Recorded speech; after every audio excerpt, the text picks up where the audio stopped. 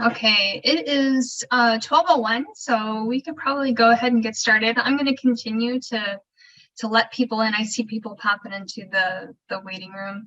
There are some fellow co-hosts on here, so while I'm talking, if you see people come in, if you can admit them, that'd be great.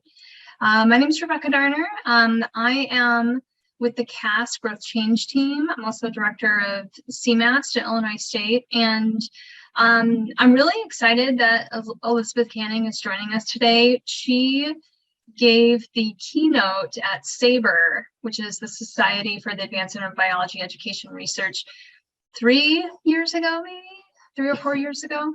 And you know, it was one of those talks for me that I left like with really tangible things that I changed in my classroom, like the next day. It was one of the most impactful talks I've ever been to, just because it was so practical and so exciting to be able, I felt really empowered. And so this year, when we were talking about what we wanted our growth change team events to look like, you know, this always comes up. We want faculty to be able to leave a seminar feeling like, oh, I can totally do that. And it has big impact. And so when we were talking about that, Dr. Canning's work was like immediately what popped to mind. So I'm super excited she's here.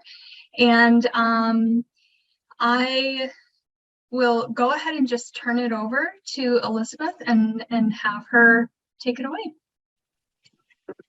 All right, thank you so much for those kind words. I can't believe SABRE was 3 years ago. I feel like time is just crazy. Well, thank you so much for having me. I'm joining you from Pullman, Washington. It's very snowy and cold here. But let's go ahead and get started. So today I'm going to talk about how to be a meaning maker as an instructor. And I'm going to focus mostly on growth mindset messages that the faculty can give in their classes and the effects that we have found in our research showing, you know, which students benefit from those types of cultural messages. So before we jump into the research, I want to sort of get everyone on the same page with what issues that we're grappling with in higher education. So a college education is still considered to be one of the best forms of social mobility in the United States in terms of economic climbing, right? A college education is sort of the best chance you have of making those movements. Yet we know there are huge disparities in higher education that make college or obtaining that college degree much more difficult for certain groups. So a few groups that I'm going to talk about today. One, are people excluded from higher education or from certain environments due to their race or ethnicity? Students who fall into some of these categories earn lower grades and drop out at higher rates, making obtaining that college degree more difficult. Another group we'll talk about is first-generation college students. These are students who are the first in their families to go to college. Neither parent has a four-year college degree. Only about 40% of first-generation college students nationwide end up graduating college. And this is compared to around 70% of continuing generation students who finish college. And this is a huge problem because if you go to college and acquire debt, but then don't get the benefits of that degree, that can perpetuate some of the social class disparities that we see in the United States. Another group we'll talk about today is women in STEM fields. So although women now outperform men in college overall nationwide, women's performance in certain science, technology, engineering, and math fields, their performance tends to be lower or undermined relative to where they should be performing based on their other classes. We call this a grade penalty in STEM. And this can lead these women to drop out of these higher paying fields, which again can exacerbate some of these disparities in college. So a huge question that you know, scientists and educators have been grappling with for many, many years, this is not a new issue, is why do these disparities exist? Why do these gaps exist? And we know that there are multiply determined. There are multiple factors at play here. There are economic factors, there are structural factors in terms of preparation, in terms of who gets the resources, in terms of of other kinds of biases in terms of racism, sexism. So there's a lot of going on here in terms of why certain groups reach certain levels compared to others. I'm a social psychologist by training, and so I look at this issue from that lens. And we hypothesize that these disparities can be widened, exacerbated, or narrowed depending on social psychological factors. So this is the extent that these students might feel less engaged, interested, or motivated, if they're worrying about belonging in those contexts due to their social groups, if they're worrying about confirming negative stereotypes about their group in those settings. And what I'm going to argue today is that as instructors, we have a great opportunity here in our courses to counteract these social psychological factors. Okay, so we may not be able to, change system-wide structural barriers, although of course we should be working towards those things. But what can we do? What kind of agency do we have in our courses to counteract some of these social psychological factors? And I'm going to argue that we can do that by being meaning makers. So what do I mean by that? Well, I want you to imagine yourself as a first semester college student. Maybe you're in a very large introductory biology course or a big science course, and you just get back your first exam grade. Maybe it's your first exam that you've taken in college ever. And maybe you didn't do as well as you wanted to, whatever that score looks like for you. And so you ask yourself in that moment, what does this grade mean? What does it mean about me and my ability and my potential? One explanation for that is, doesn't mean, well, I can't do this. Maybe this is an indicator that I don't have the ability to be successful in this field. Maybe biology isn't for me. Maybe it's not for people like me. Or another interpretation is maybe I didn't use the right study strategies. So now it's not that I don't have the ability to do well, it's that I didn't do something in order to prepare. Maybe I didn't use the right strategies. Maybe I should seek help before the next exam. Maybe I need to join a study group. There are things that I can do in order to change things here. And what I'm going to argue is that instructors, we can provide that meaning for this time of uncertainty. So this time of uncertainty is, what does it mean? What does this grade mean about me? And as instructors, we can provide that meaning. Today, I'm going to focus on what we call instructor mindset beliefs. And these are the messages that instructors give their students about whether ability is something that is fixed and unchangeable or something that's malleable and can change with strategies. This is based in mindset theory. This is Carol Dweck's mindset theory. And she hypothesized with her colleagues that people hold different mindsets or beliefs about human traits such as intelligence, ability, and talent. People who endorse more of what they call a fixed mindset believe that abilities are fixed and can't be changed. So you either have a certain characteristic, you either have what it takes to be successful or you don't. People who endorse more of a growth mindset believe that abilities are malleable. They can improve or change with effort, with learning strategies, with seeking help, with using adaptive behaviors. Now, I'm going to gloss over like 3 decades of research on this one slide, but decades of research have investigated people's personal mindset beliefs. So what students personally endorse, and they found that when people believe that intelligence is fixed, they often experience decreased engagement, decreased persistence on challenging tasks, and decreased performance. And this is particularly when encountering those challenging situations, like getting that poor exam grade back, for instance. Now, mindset research has been going on for many, many years, and especially in the K through 12 arena, growth mindset is a popular term now. It's been thrown around quite a bit. A lot of people know about it.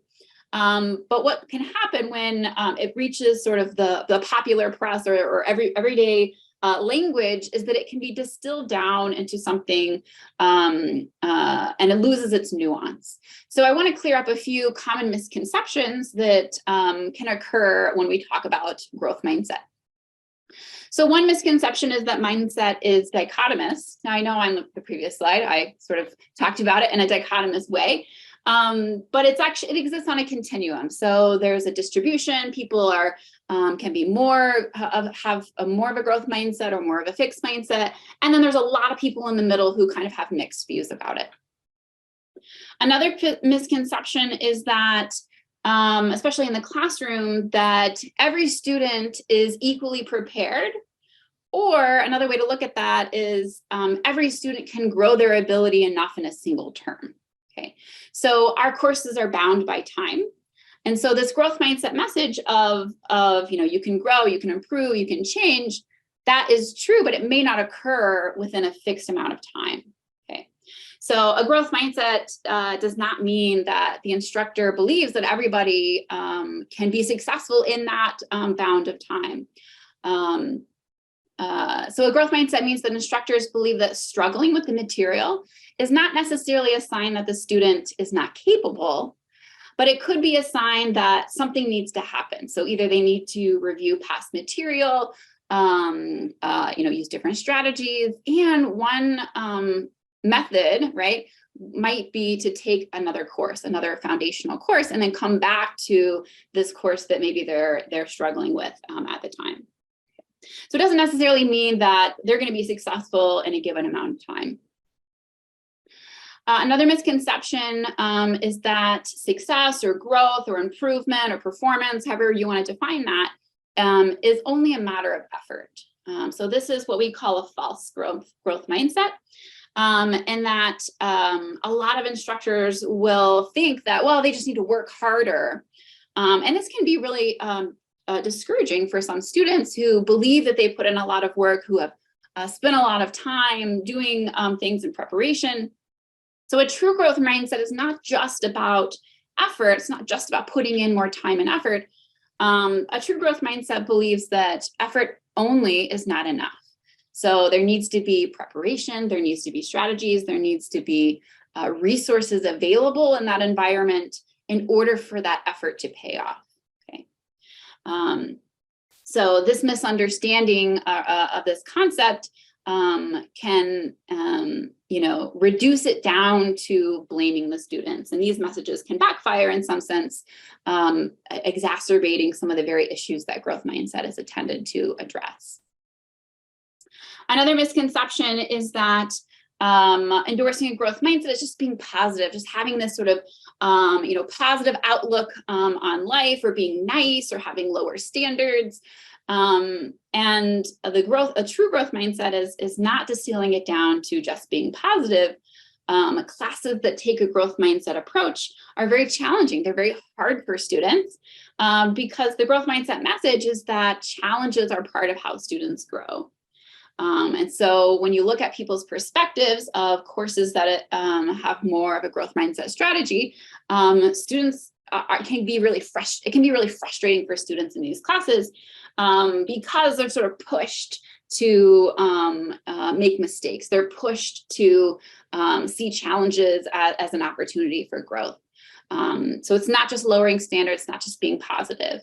It can actually be really frustrating and challenging for students. So most of the research on growth mindset for the past 20 years has focused exclusively on students. So how students' beliefs about ability impact their own outcomes. And this work is important. It's important to consider what students bring to the table in terms of their beliefs and their mindsets. But I would caution focusing solely on the student's mindset, because that can put the burden on students. It can ignore the contextual cues in the environment. It can ignore the structural barriers in the environment, and it can lead to blame. So, well, they did poor on that exam because they didn't have the right mindset. We just need to change their mindset and then everything will be smooth sailing for them. We know that that's not true. We know that there are barriers in place that need to be removed in order to realize that growth mindset. So what my research does is it considers mindset as a cue in the environment. So it looks at other messages in the environment that students are getting. And it focuses mostly on the instructor. So how do mindset cues from the instructor influence students? So now, if a student has a growth mindset, but they're in a class with a faculty member that has a fixed mindset and they're constantly getting those fixed mindset messages, the student's growth mindset is only going to get them so far. There are other messages in there that contribute to students' motivation. So today I'm going to talk about 3 studies. I'll go ahead and put them all up here. The first study is a university-wide study that focuses on self-reported faculty mindset beliefs.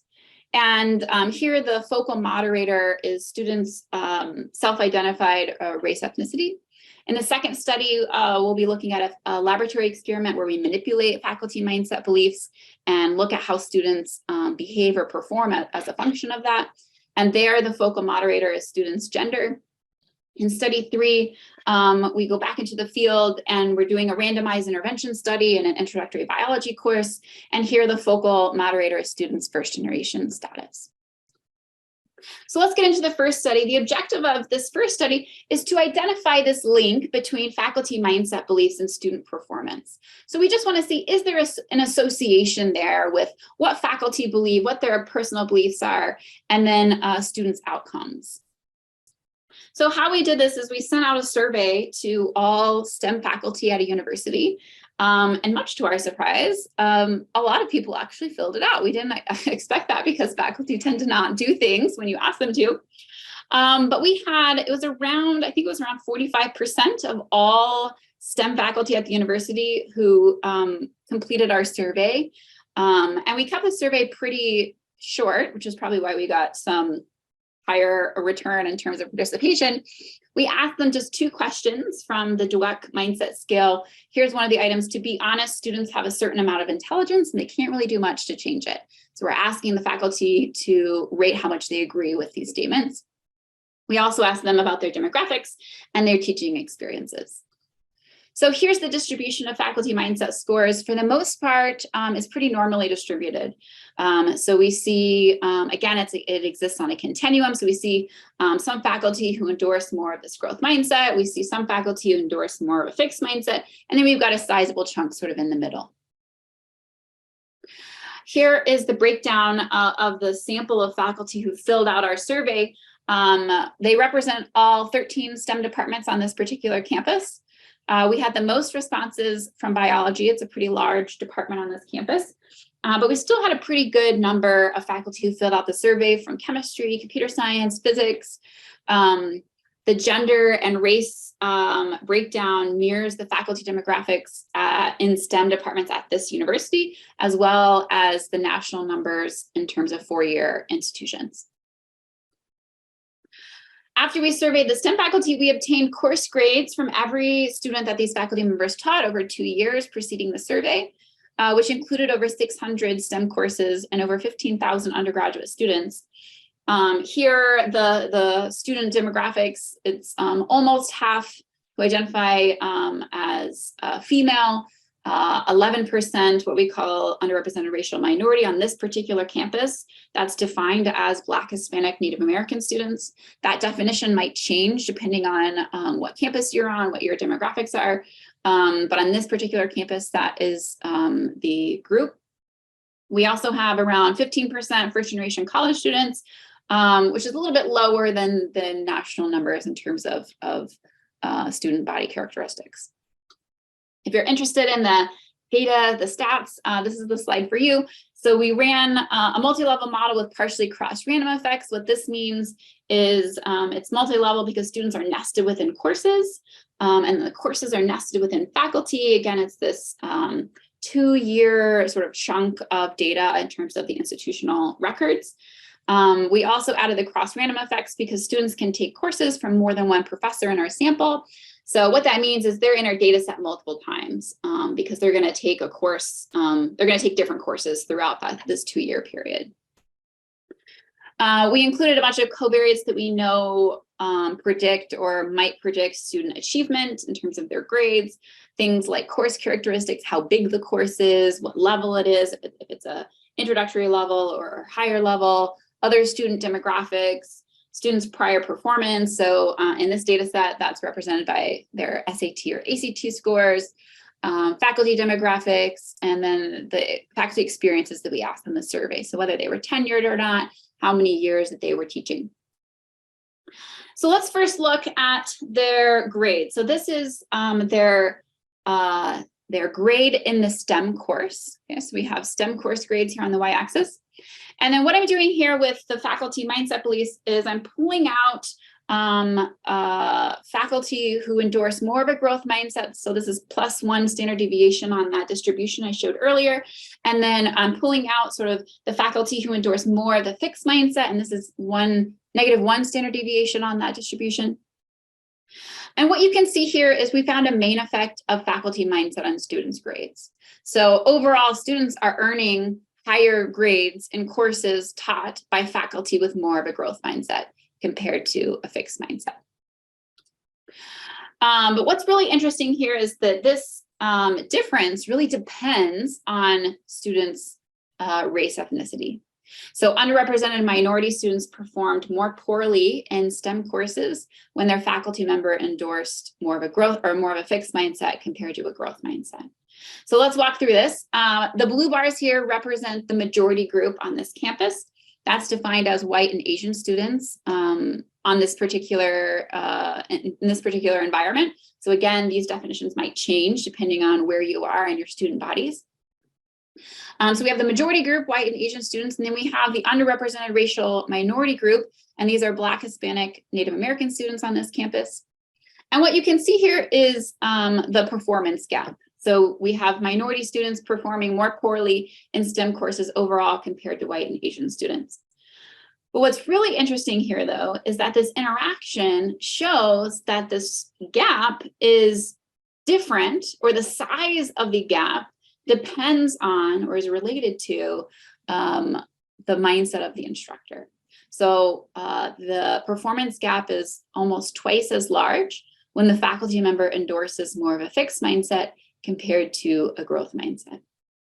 Now, given the large sample of students that we have here, these red bars represent grades from over 1,600 minority students on campus. Now, if you're into the stats, you can see that the effect size is not huge. So it's a small effect size. It's statistically significant, but in terms of the amount of change, it's fairly small. The important thing to consider here is that this has huge implications, even though it's sort of a small bump or not in your grade. This has huge implications when you think about how many STEM courses students are taking. And if their goal is to become a doctor or an engineer or go to med school or graduate school, they're taking a lot of these courses. So a small difference in one course can add up significantly over time and can be the difference between getting into med school, getting into graduate school. It can be the difference of bumping people up in letter grades in terms of GPA. So it's really important that we understand sort of this relationship.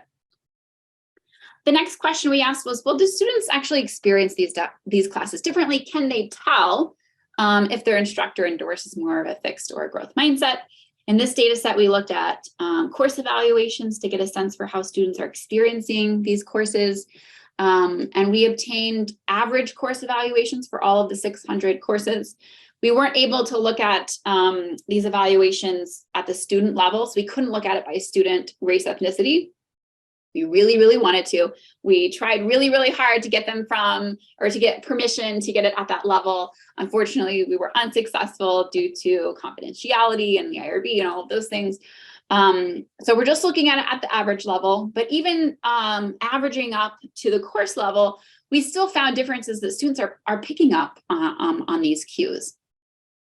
So on this campus, there are 4 questions that are standard across all of the classes. I actually don't think these are the same 4 questions that they asked now, but at the time, these were the 4 that they asked. The first question says, how much did your instructor motivate you to do your best work? And here students responded saying that the fixed mindset professors were less motivating overall compared to the growth mindset professors. The next question was, how much did the instructor emphasize learning and development? And when the instructor endorsed more of a fixed mindset, students responded that they were less likely to emphasize learning and development in their classes. The next question is, how likely would you be to recommend this course? And students were less likely to recommend the STEM instructors with a fixed mindset. The last question here says, compared to other courses you've taken, how much time did the course require? And here we didn't find any significant differences in the amount of time the course required. We interpret this to mean that the courses taught by instructors with more of a fixed mindset were not more difficult or more challenging, at least defined by time, than courses taught by faculty with more of a growth mindset. So to summarize the study, we found that faculty mindset beliefs predicted students' experiences in these courses. We see that in their evaluations. And these beliefs may also contribute to racial achievement gaps, performance gaps, opportunity gaps, however you define those things in STEM fields. Now, this work is purely correlational. So we're looking at these relationships. We're looking at how do these things relate in the wild, so to speak. But it suggests that there's this ripe opportunity to intervene. It suggests that there's something going on that we need to explore in more detail. So the next study, the objective of this next study is to establish a causal link, to make sure that there are not other variables contributing to this relationship. So do faculty mindset beliefs actually cause stigmatized students to underperform? In this study, we also wanted to look at mechanism to see how the process unfolded over time. So in this study, what we did is we had over 200 undergraduates come into our laboratory. And if you're not familiar with psychological laboratory studies, what we do is we bring humans into our laboratory and we give them some materials, or we do some kind of manipulation, and we might observe their behavior. We might give them a math test or a performance test, and we can see how that changes their psychology and their behavior in that moment in the laboratory. Now, what we did in this study is we told them that this study was a study on their perceptions of a calculus course. And we chose a calculus course in particular because women are negatively stereotyped in math. So there's a cultural stereotype that women have less math ability than men. So the idea here is to look at a similar process for women in a context in which there are negative stereotypes about their group, in a context where their threat is heightened. So what we did is we randomly assigned all of the participants to read either a growth mindset syllabus or a fixed mindset syllabus. And we based the manipulations on what the wording was in the syllabi from real syllabi. So we gathered a bunch of syllabi from many professors over the years, and we coded them for mindset language. And we took out language that was more fixed and took out language that was more growth. We also did some focus groups where we asked students to give us examples of when faculty members said things that were more of a growth mindset and more of a fixed mindset. So we're gathering all of these statements from real people's experiences. So either real syllabi or their experiences that they told us in the focus groups. So after the students read the syllabus that they were assigned to read, the participants then took what we called a placement test for this hypothetical course, and it consisted of 30 GRE math problems. So let me show you a little bit about the manipulation. So we manipulated a bunch of things throughout the whole syllabus. I'm pulling out just a few examples just for the sake of time here. Now, what we did is we kept the policy the same between the two courses, but we changed how the policy was explained. So we changed the meaning behind that policy. So first, we manipulated things about the policy around attendance. So both courses had a policy of not taking attendance. In the fixed mindset syllabus, the professor communicated the reason behind that policy is because they recommend that weaker students attend the lecture. Students who are going to perform better or who are smart, they're not going to need to attend. And they don't want to penalize those students by requiring them to attend. So that might be a waste of their time if they have strong math abilities. So here the message is about some students are going to do well, some students won't, categorizing them based off of this innate math ability. In the growth mindset syllabus, the reason behind this policy is that all students should be attending lecture, regardless of their previous performance, because everybody can learn something new, everybody can improve, everybody can challenge themselves. So here the message is that everybody has capacity to learn new things and make improvements. We also manipulated the meaning behind the quizzes. So there's a quiz every Monday covering the previous week's material. But again, the meaning behind that policy or that course decision differs based on mindset. So in the fixed mindset syllabus, it says these quizzes are going to give you a better idea about your abilities.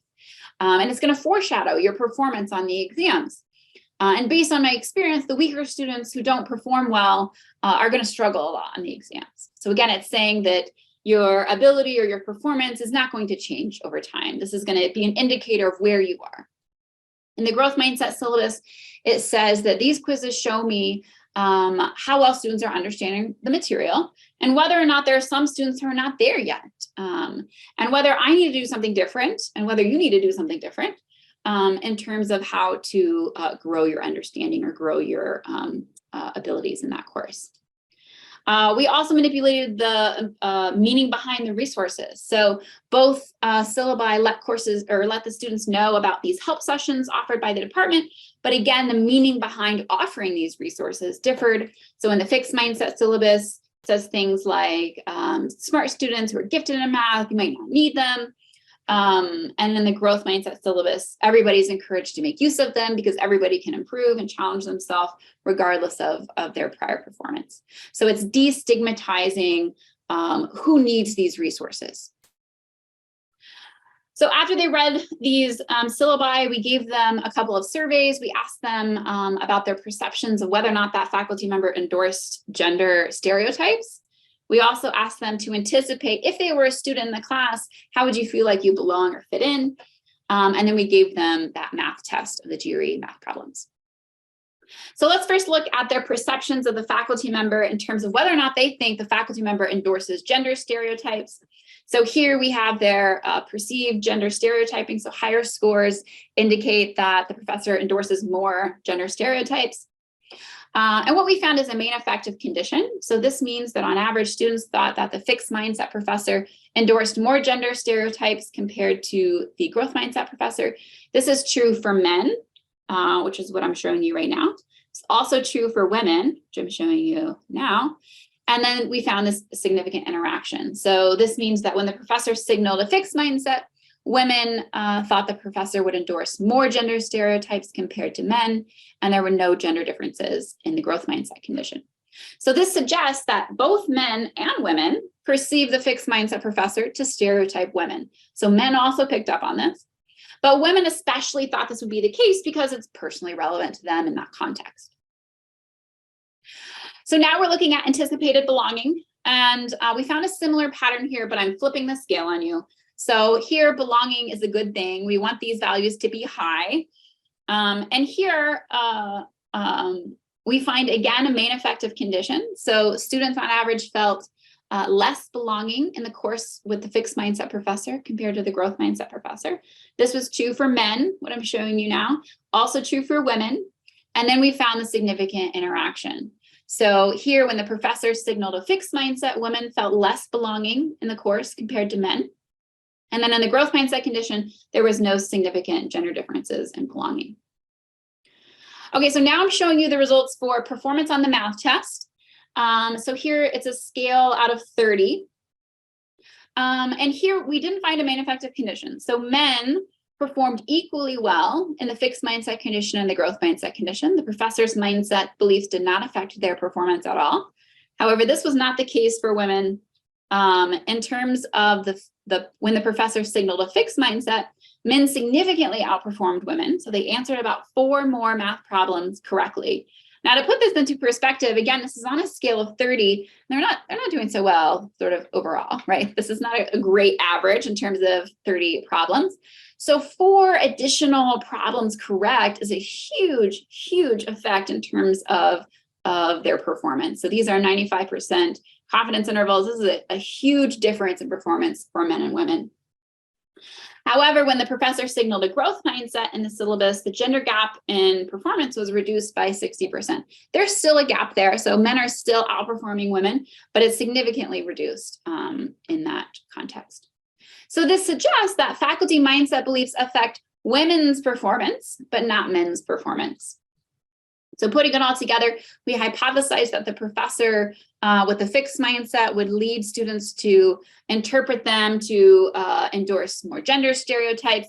That would lead people to feel like they don't belong in their class, which would predict performance.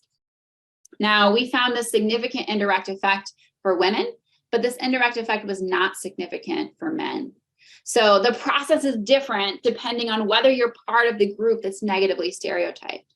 So the professor with the fixed mindset was threatening for women, made them think they'd be stereotyped by their professor.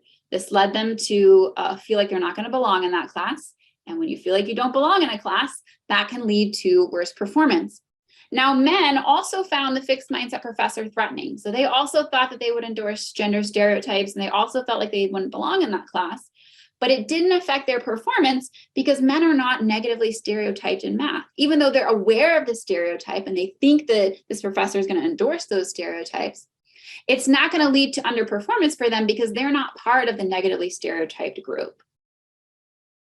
So putting this together, we established this causal link because we used random assignment. We established causal link between faculty mindsets and student outcomes. Communicating a fixed mindset is threatening for everybody. Nobody likes these professors. They think they use stereotypes. Nobody feels like they belong in their courses. However, only when you're part of a group that's negatively stereotyped does it affect your performance. So in this study, it undermined women's but not men's performance. So in this last study we're going to cover, we wanted to see if we could intervene. We wanted to see, given that this relationship exists in courses, given that we find some evidence for this causal relationship, this suggests that we can go into a course, manipulate something, focus the mindset messages at critical times in the semester, and that might lead students to engage with the course differently and ultimately affect their performance. So what we did is we went into a large introductory biology course. This course has over 400 students enrolled every semester. It's predominantly women in the course, around 17% Black, Hispanic, Native American. And then we have around a little over a third of the class identifies as first generation. So they're the first in their families to go to college. And this group has the largest performance gap in this course. There's also a gap for Black, Hispanic, and Native American students, but it's much smaller. The largest gap is with first generation college students. So this is the group that we're most interested in helping in this class. So what we did is we picked critical times in the semester where we thought these mindset messages would have the greatest impact. So going back to that example I gave in the beginning of the talk, when students get their grades back, it's a key time of uncertainty. What does this grade mean about my ability? Does it mean that I can be successful? Does it mean that I can make improvements? Does it mean that I don't belong here?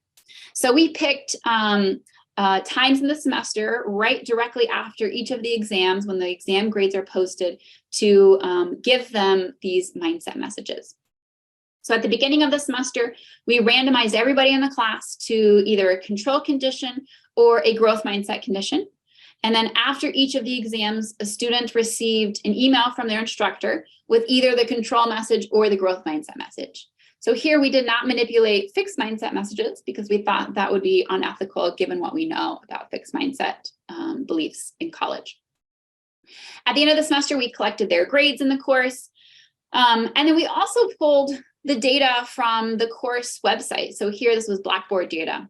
And we pulled this because we hypothesized that students are going to be doing something differently. They're going to be engaging with the course material in a different way in order to get better grades, right?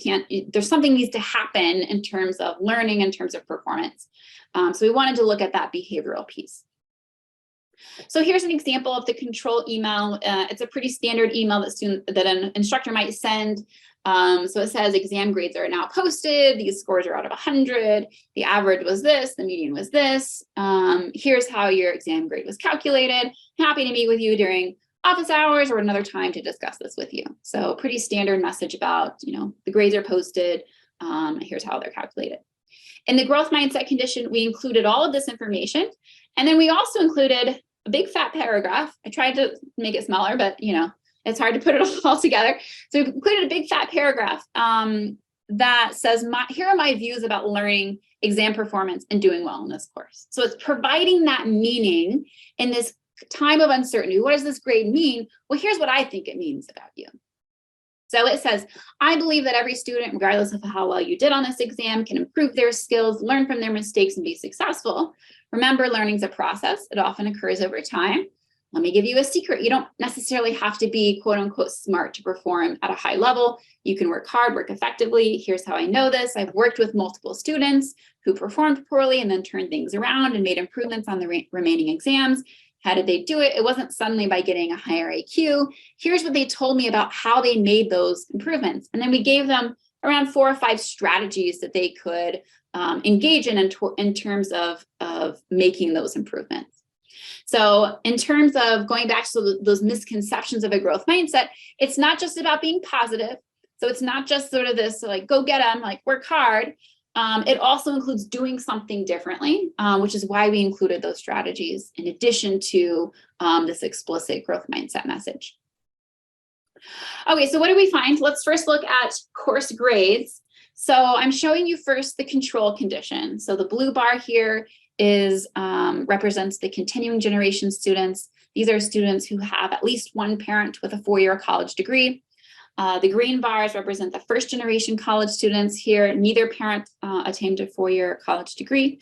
And what you see here is the performance gap between continuing generation students and first generation students. It's a fairly large gap in this class. Continuing generation students significantly outperform first generation students, and they earn about 1/3 of a letter grade higher in the course on average. Okay. In the growth mindset condition, we see that this gap in performance completely goes away. So now we find a significant improvement for first generation students compared to those in the control and those who receive the growth mindset messages. So we're seeing an increase in around about 1/3 of a letter grade, depending on what condition they're in. And then of course, this gap is no longer significant in the growth mindset condition.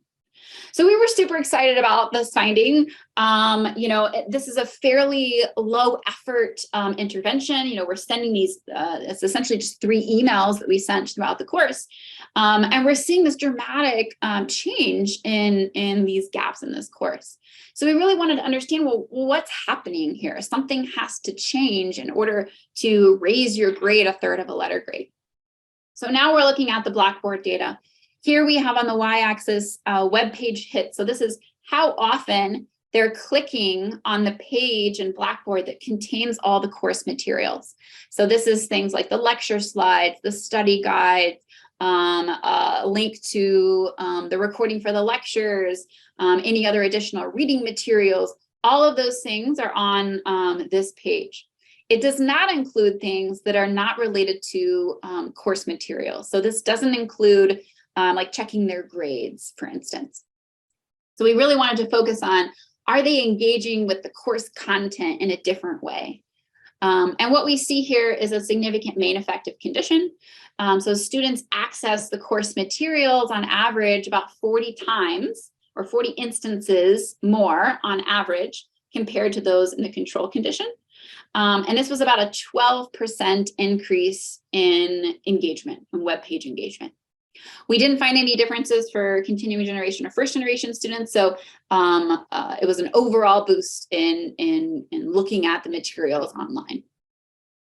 So putting this together in terms of our effects, what we found is when the instructor gave these growth mindset cues periodically throughout the semester, right during those key times of uncertainty, it led students to access the course materials on Blackboard, and this led to an increase in course grades for first generation college students.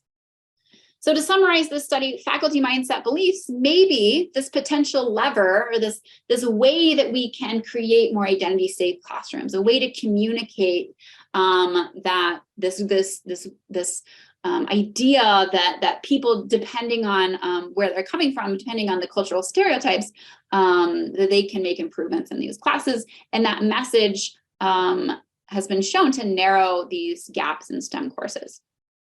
So putting these together, instructors that communicate a growth mindset, they tend to have smaller racial performance gaps in STEM. They can reduce gender performance gaps, at least in math, in this one context. And then they can reduce performance gaps for first generation college students. So this begs the question of, well, what else can we do to communicate a growth mindset? So how do you do this? And the first thing I'd like to say is you can just be very explicit about your endorsement of a growth mindset. So you can just say, here is what I think about students' abilities. Here's what I think about exam performance. Just be super explicit about your personal beliefs. You can also incorporate it in how you plan your course. So not just on the language on your syllabus, but how you decide how to structure your class. So creating opportunities to show growth, revision, and improvement. Giving them that opportunity to make that improvement, to make mistakes. It can be how you design your course around assessment. So whether you're rewarding improvement in some way, whether you're rewarding challenge seeking, however that looks in your class. It can also mean explaining the purpose behind seeking help and using resources. Students have a lot of stigma around seeking help and using resources, but they tend to believe that those are for certain kinds of students. And so it doesn't apply to me because I'm not that type of student. So you can destigmatize these resources in seeking help. Another way you can communicate a growth mindset is through your how you respond to performance. So how you respond to mistakes and struggle, and how you offer feedback with strategies for improvement, whether that's you personally providing that feedback or whether you give students the opportunity to sort of self-grade themselves and sort of do that on their own, depending on how big your class is, right? You can be really creative about how you incorporate this in your class in terms of how big your class is, how much time you have in terms of your own personal time, and so forth. So the general conclusion here is instructors have a ripe opportunity. We have a lot of opportunity to create meaning for students, especially during these times of uncertainty about when they're questioning their abilities. And we can do this by being intentional, by being really intentional about the messages that we communicate, the timing of those messages, and when we make them for students. I want to acknowledge my collaborators on the studies that I presented today, Dr. Katie Minks at UT Austin, Dr. Doreen Green, recently doctored, I should update this slide, Elise Ozier, Dr. Mary Murphy, and then my colleague at WSU, Dr. Bill Davis. And then I would be happy to start a discussion around questions or any other comments that you might have about this work.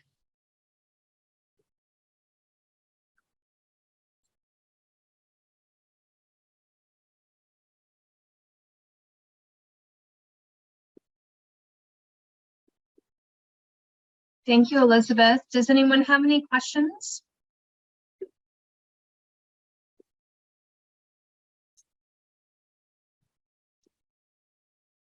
I don't believe there are enough people on our call to, warrant hand raising. So you can just unmute yourself and start talking.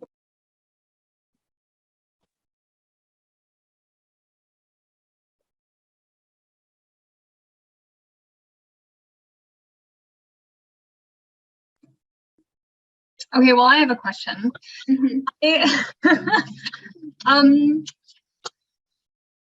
I am curious. I mean, this is a very practical question. I'm wondering if you're willing to share the prompts for study 2 as far as like what the language was that was put in the syllabus to support growth mindset.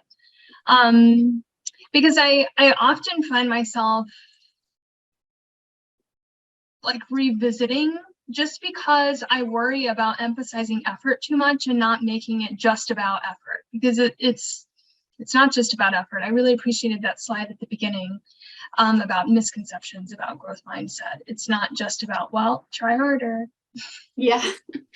Yeah. So I know I get this question a lot. And I think what I've sort of landed on over the past few years is I'd rather not share the exact language. Instead, what I tend to do is I can send out this worksheet that I didn't actually create the worksheet. My colleague, Mary Murphy and Christine Logal, who developed what they call the Student Experiences Project. They have it's an hour-long module, and it's free for everybody that you can go through in terms of looking through your syllabus. And then they also have this sort of worksheet that asks you key questions about, have you considered this? Have you considered this? Have you considered this? And the reason why I'd rather do that than just send you these paragraphs is because we tend to take the easy way out and just like copy paste what is in those messages. And I want to avoid doing that for a number of reasons. One, I want you to personalize it for you. I want it to sound like you. I want it to be appropriate for your course. And you know, everybody's courses are different. Everybody's student bodies are different. So I want you to, you know, personalize it for yourself and your students. And then also, I think it's a really good exercise to look at this for yourself as well. So when you're going through your syllabus, you're not only focusing on the students, you're thinking about your course through this growth mindset lens, which can then filter into other types of behavior that you might do in your class, not just the language on your syllabus. So I think it's a good exercise to do as an instructor regardless. And then also, of course, the benefits for students come out as well. So I'm happy to send that worksheet and then the link to the Student Experiences Project where you can go into a much more detailed sort of training workshop on how to do this. They also cover a number of other things in your syllabus. So like how to make your syllabus increase belonging, as well as there's one other thing that they do. I think it's more just like around equity and inclusion. So they cover all of those things, including growth mindset language. I'm happy to send those resources after as well.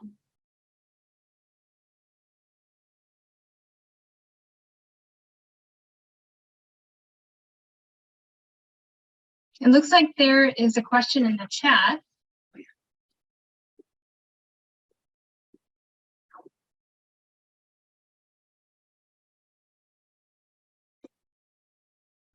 So what about students reading it?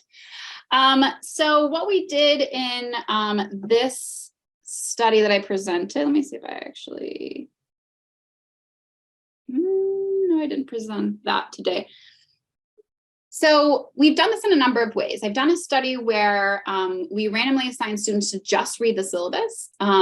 There we find effects on their belonging, their imposter feelings. What we did instead is, well, we manipulated it in the syllabus, but then we followed it up with a sort of reinforcement email to, you know, in case they didn't read the syllabus, they're getting it in an email regardless. In terms of whether or not they're going to read the email, what we're hypothesizing is that these emails are coming at a critical time where students are looking for that information. So I would hypothesize if we sent these emails 2 weeks prior, 2 weeks before the exam, I doubt anybody would read them. Maybe they would, but it wouldn't register in the same way as the day that those exam grades are posted. That's a time when students are curious. They have that uncertainty. They're looking for that information.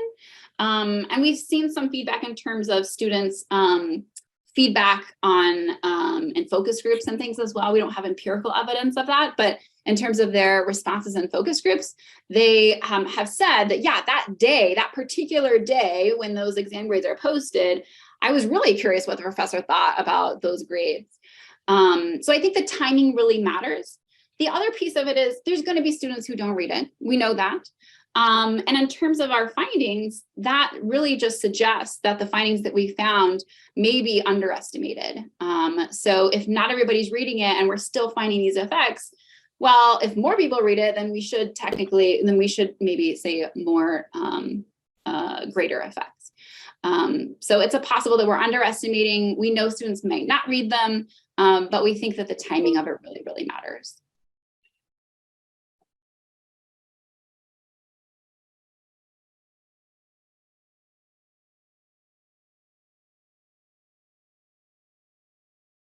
Any other questions?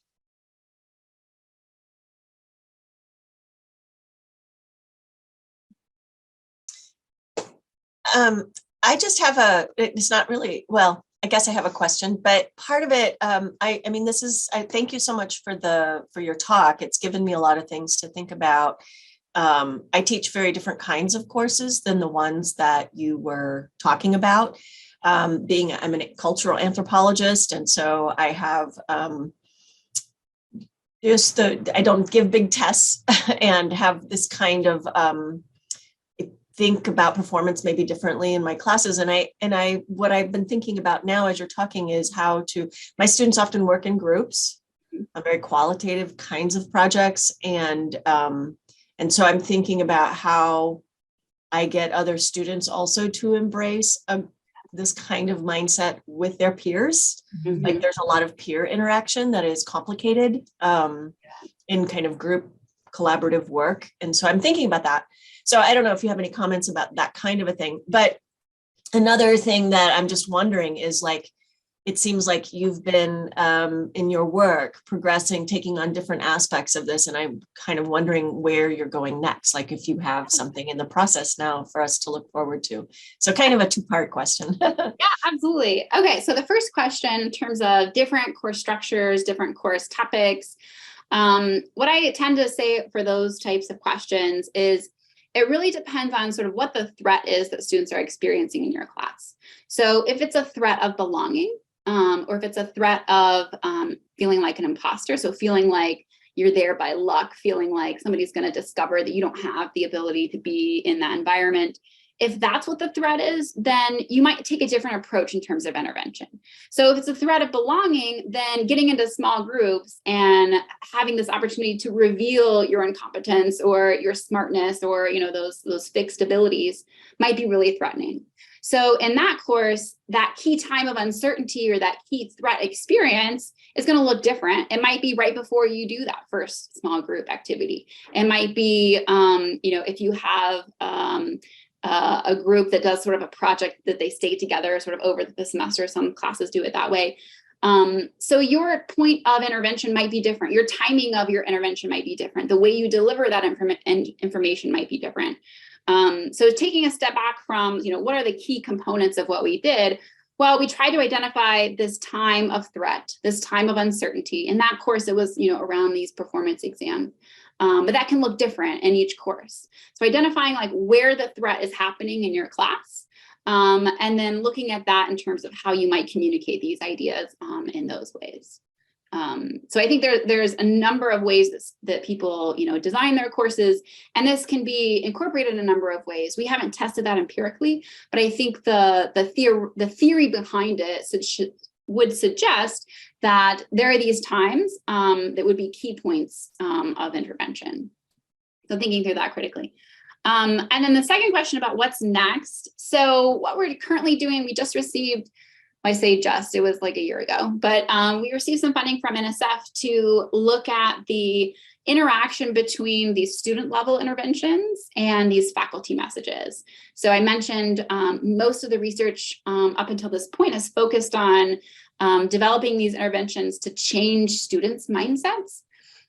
So to teach them about what a growth mindset is and to have them adopt those mindsets and then looking at their own student outcomes. And the issue is that those interventions have been shown to be wildly heterogeneous in their effects. So sometimes they're really, really effective. Sometimes they're ineffective.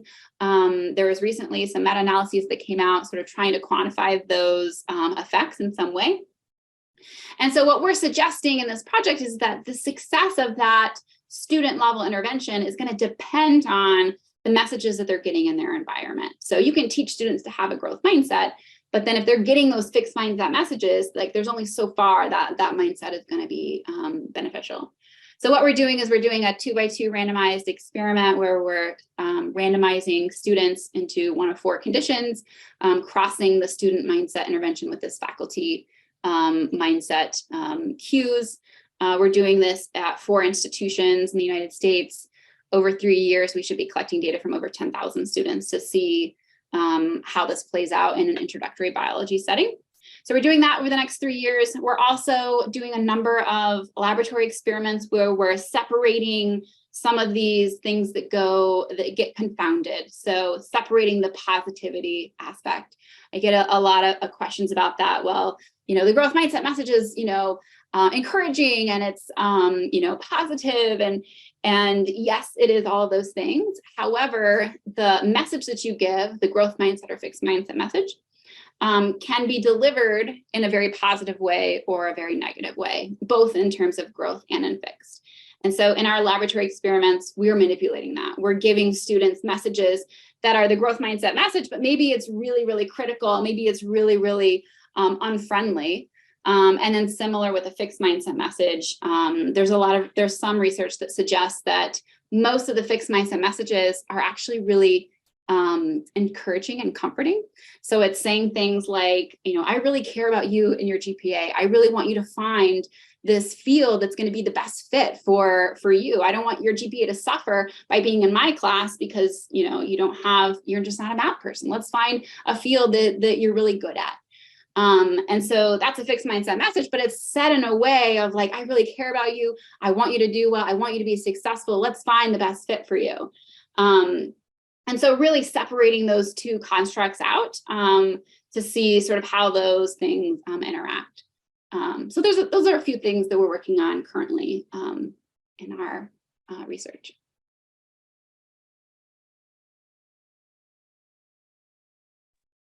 Can I ask a question? Yeah. Thank you so much for your talk, Yes. Dr. Canning. It was really interesting.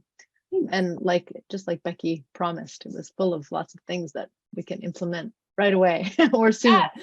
Great. I was just wondering, I feel like I've heard this before or I've read it, but now I can't remember. And so I'm going to ask you if it's true or not. Is there a literature that also relatedly points to an effect of kind of like acknowledging in a classroom, for example, something like the stigma around women in math, or acknowledging in the classroom, like systemic barriers to, like high achievement as a first generation college student, like explicitly, not just everyone can do it, like everyone has the ability to succeed, but specifically calling out like existing biases or like poorly funded schools or that kind of thing. Is there some literature? Yeah, there is some of that. I don't know how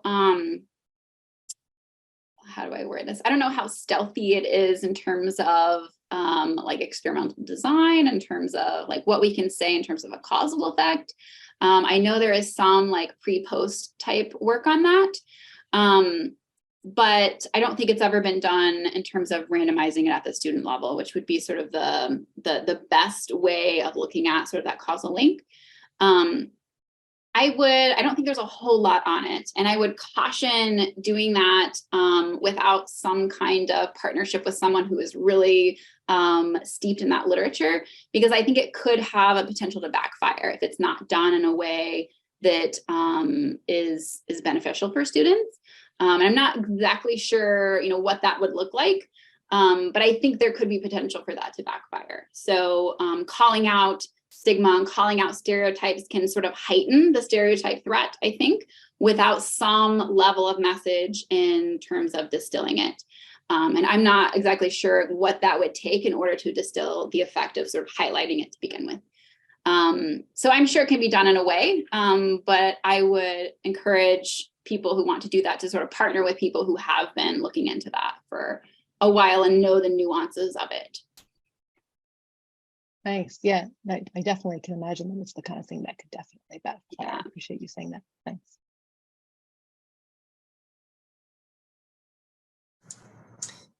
In all of this, I keep coming back to a thought that how in a way, our educational system overall does not encourage us to do the challenging thing and the risk-taking thing. And that, because when you were talking about like GPAs and,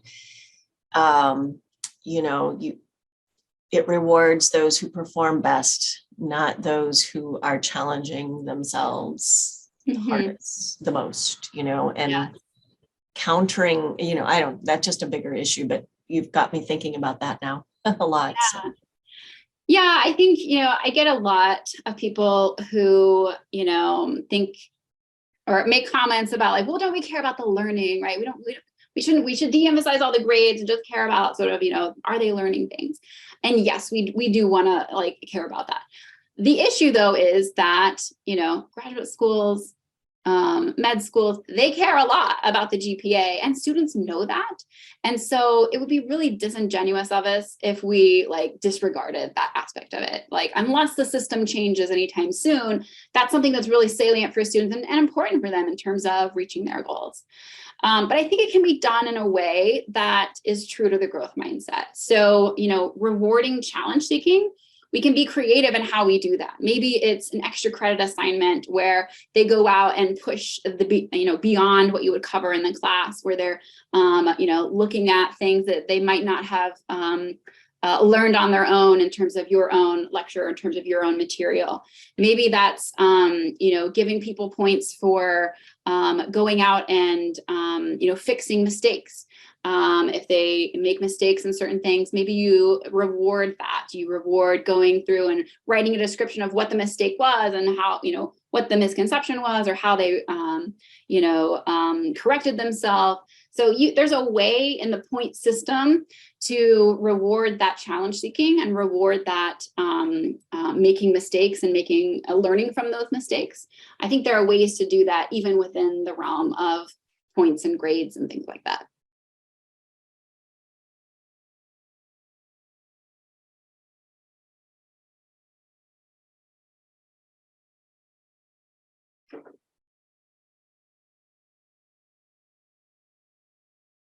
Right. Well, thank you very much, Elizabeth. We really appreciate you visiting us in Illinois today. Yes. I'm sure it's not as snowy there. I hope so. Yeah, it's not. It's quite beautiful. It's cold though. And yeah, stay warm and take care. And thank you everyone for coming. Thank you so much for having me. All right. Bye. Thank you. Bye.